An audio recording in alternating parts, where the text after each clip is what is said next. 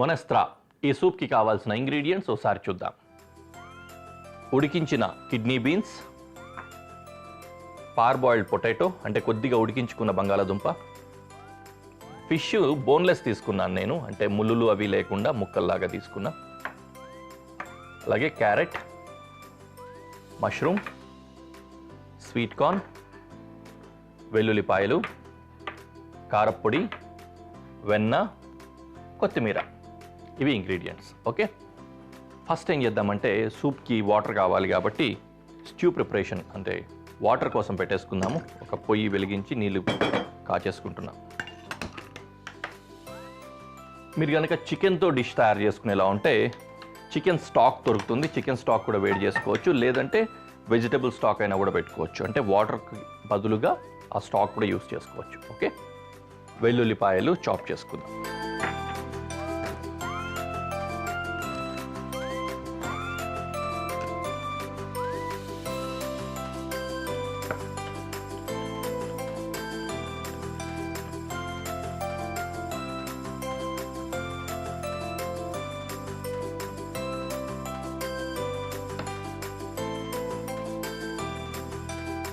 పెనంలో కొద్దిగా ఆయిల్ వేసుకుంటున్నా.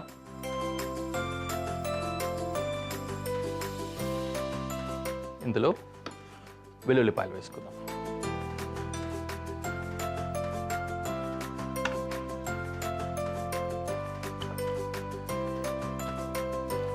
Carrot chop చేసుకుంటున్నా. సూప్ కాబట్టి డైసెస్ కట్ చేసుకుందాం.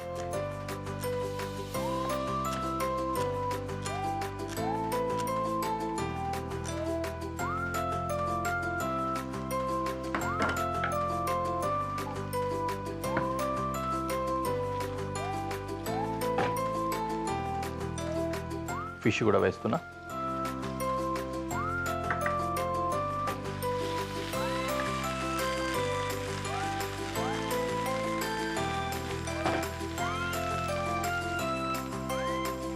మష్రూమ్ చిన్నగా ఉన్నాయి కాబట్టి జస్ట్ హాఫ్స్ కట్ చేసుకుంటున్నా. లేదు, if you are comfortable go for quarters also. వెళ్దాంలే, టైం ఉందిగా.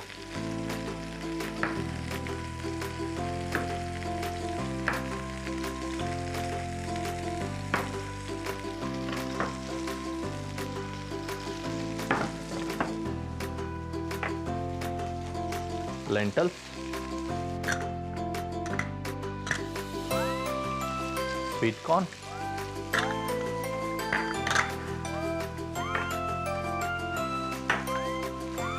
బంగాళదుంప కూడా వేసేసుకుందాం.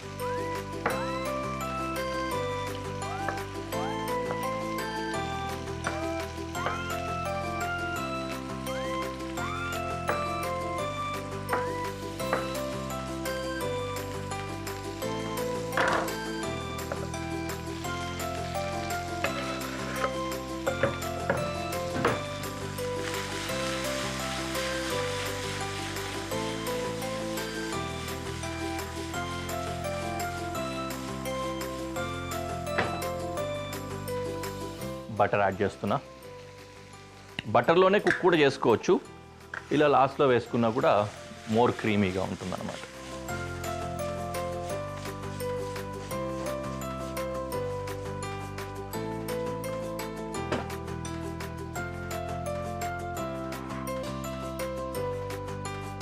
చక్కగా ఫ్రై అవుతుంది కదా, అలా అవనిద్దాం కాసేపు.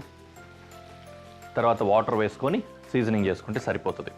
అయితే ఫిష్తో తయారు చేస్తున్నాం, అది కూడా బోన్లెస్ ఫిష్ యూస్ చేసాం కాబట్టి నాకు ఒకటి గుర్తొచ్చింది. ఒక టిప్ లాగా కానీ ఒక సజెషన్ లాగా కానీ యూజ్ అవుతుంది. యూ కెన్ టేక్ ఇట్ అన్నట్లు అనిపించింది అనమాట. యూజువలీ ఈ ఫిల్లేస్ ఇప్పుడు మనం తీసుకుంది అయితే ఫిల్లే తీసుకున్నాం, రెడీమేడ్గా ఫిల్లే దొరికిపోతుంది. సిటీస్లో దొరుకుతూ ఉంటుంది, టౌన్స్లో కొద్దిగా కష్టం కావచ్చు యూజువలీ అలాంటివి దొరకడం. ఫ్రోజన్ ఫుడ్లో వాటిల్లో దొరుకుతుందన్నమాట. సో ఆ ఫిల్లేస్ అన్నీ కూడా ఏంటంటే పెద్ద పెద్ద ప్రాసెసింగ్ యూనిట్స్ ఉంటాయి కాబట్టి ఈజీగా తయారు చేసేస్తూ ఉంటారు, వస్తూ ఉంటాయి. కాకపోతే మామూలుగా మనం యూజ్ చేసే ఫిషెస్ ఏవైతే ఉంటాయో, చెరువు చేపలు కావచ్చు, సాఫ్ట్ వాటర్ ఫిషెస్ అంటాం కదా, అలాంటి చేపల నుంచి ఇలా బోన్లెస్ చేయడం కొంచెం కష్టం అవుతూ ఉంటుంది. యూజువల్లీ కొద్దిగా పెద్ద సైజులో ఉన్నవి కొన్ని పర్టికులర్ ఫిషెస్ నుంచి మాత్రమే అలాంటివి చేస్తారు. ఎందుకంటే మనకు కూడా తెలుసు కొరమీను ఇట్లాంటివి కొన్ని ఉంటాయి, పండుగప్పు ఉంటుంది, ఇట్లాంటివన్నీ కూడా ఏంటంటే వాటిలో ముళ్ళు తక్కువగా ఉంటాయి. సింగిల్ బోన్ ఉండడం కానీ లేకపోతే ప్యారల్గా చిన్న చిన్న ముక్కలు రాకపోవడం కానీ ఇట్లాంటివి ఉంటాయి కాబట్టి వాటిలోంచి బోన్లెస్ చేయడం ఈజీ అవుతుంది, చేస్తూ ఉంటారు. అలాంటివి ఇది తయారు చేసుకుంటాం. కానీ ఒక పర్టికులర్ ఫిష్ ఉంటుంది మన దగ్గర, ఎక్కువ అపోలో ఫిష్ ఇట్లాంటివి వాటి పేరుతోటి బోన్లెస్ చేస్తూ ఉంటారు. కొంతమందికి ఏంటంటే చేప తినడము, ఆ ముళ్ళు తీసుకోవడం కొద్దిగా విసుగు అనిపించి ఇబ్బంది అనిపించి అవి బోన్లెస్ తినేద్దామని ఆర్డర్ చేసుకుంటూ ఉంటారు, లేకపోతే వాటిల్లో ఇంటికి తెచ్చుకొని వండుకుంటూ ఉంటారు. వీలైనంత వరకు దాన్ని అవాయిడ్ చేయమని నేను సలహా ఇస్తాను. ఎందుకంటే వాటి పెంపకము అవి ఎక్కడైతే గ్రో చేస్తారో న్యాచురల్గా వచ్చేవైతే వేరే విషయం, కానీ వాటిని మళ్ళీ మనం కల్చర్ చేసి పెంచుతారు కాబట్టి ఆ పెంచే అట్మాస్ఫియర్ అంత హైజీనిక్గా ఉండదు. వాటి లివింగ్ స్టాండర్డ్ కూడా చాలా టిపికల్గా క్రిటికల్గా ఉంటుందన్నమాట. కాబట్టి అవి అంత హెల్దీ కాదు, మంచిది కాదు అని చెప్పి అంటూ ఉంటారు. కాబట్టి అవాయిడ్ చేయమని చెప్పి మీకు సలహా ఇస్తున్నాను. అవి కూడా అంతే సేమ్. మీట్ వైజ్గా తీసుకున్నట్లయితే మాత్రం బోన్ సపరేట్ చేయడానికి అంటే డీబోన్ చేయడానికి ఈజీగా ఉంటాయి, ముక్కలు వచ్చేస్తాయి. కానీ బట్ ఫిష్ అయితే అంత మంచిది కాదు. పర్టికులర్గా అదేంటంటే యూజువలీ ఫంగస్ అని పేరు పెడతారు. అసలు ఆ పేరు ఎంత దారుణంగా ఉందో చూడండి, ఫంగస్ అని చెప్పని. అలాంటి చేపలు ఉన్నాయి, ఎక్కువ అవి అందుబాటులో ఉంటాయి. తక్కువ రేట్లో బోన్లెస్ ఏదైనా కావాలి అంటే మనకు దొరికేది అదే, which is not good and which is not suggested. లేదు ఎప్పుడో ఒకసారి తినడానికి కదా అంటే your wish, you can choose. కానీ నేను చాలామందిని చూశాను అనమాట, జనరల్గా చేపలు ఇష్టం ఉండవు, బోన్లెస్ కదా అని చెప్పని అది తెచ్చేసుకుంటూ ఉంటారు, ఈజీగా అయిపోద్దని. But it is not good. చక్కగా మన చేపలు ముళ్ళున్నవి ఓపికగా కూర్చొని ఒక పూట ఒలుచుకొని తిందాం, ఏం పోయింది, అలాంటివి తెచ్చుకొని చేసుకోవచ్చు, ఇబ్బంది లేదు. లేదంటే కొంచెం ప్రీమియంకి వెళ్ళిపోయేసి సీబాస్ లాంటివో ఇట్లాంటివి తెచ్చుకున్నట్లయితే అవి కూడా బెటరే. Okay, I think you understood. ఫిష్తో డిష్ వండుతున్నాము, కాస్త టైం దొరికింది కాబట్టి మీకు కొంచెం స్టోరీతో కూడిన సలహా ఇచ్చాను. ఓకే, ఇది కూడా కుక్ అయిపోయింది మన కథ చెప్పుకుంటూ ఉన్న టైంలోనే.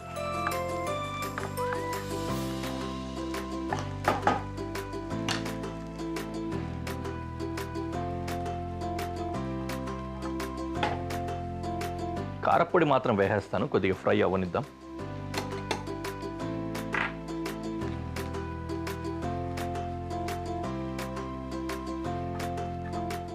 Okay, done. దెన్ స్టాక్ కానీ వాటర్ కానీ యాడ్ చేసుకోవాలి.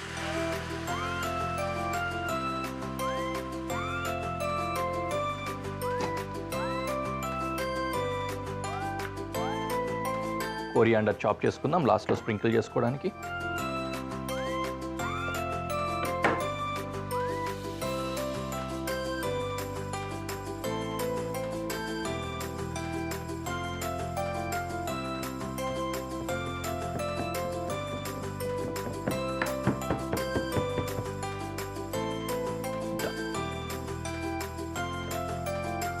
ఒక బాయిల్ రావాలి, బాయిల్ రావడం కోసం వెయిట్ చేస్తున్నాం.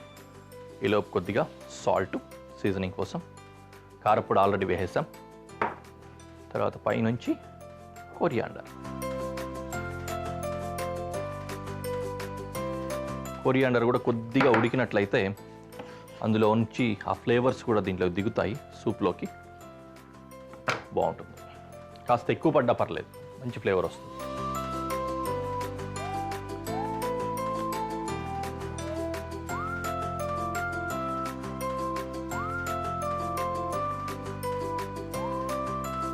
చక్కగా టొమాటో కోరియాండర్ సూప్ వస్తుంది తెలుసా. ఎప్పుడైనా మనం ఒక వీక్ పెట్టుకుందాము, చక్కగా సూప్స్ స్టార్టర్స్ లేకపోతే సూప్స్ ఇంకేమైనా డిషెస్, అలాంటి రోజు I try to give that recipe to you. చాలా బాగుంటుంది వెజ్లో. లేదంటే కోరియాండరు విత్ చికెన్ మిక్స్ చేసి రసం లాగా తయారు చేసే ఒక సూప్ ఎక్స్ప్లోర్ చేయొచ్చు, అది కూడా ట్రై చేద్దాం. ఎనీవే, ఈరోజు అయితే చక్కటి సూప్ రెడీ అయిపోయింది. We can go to presentation.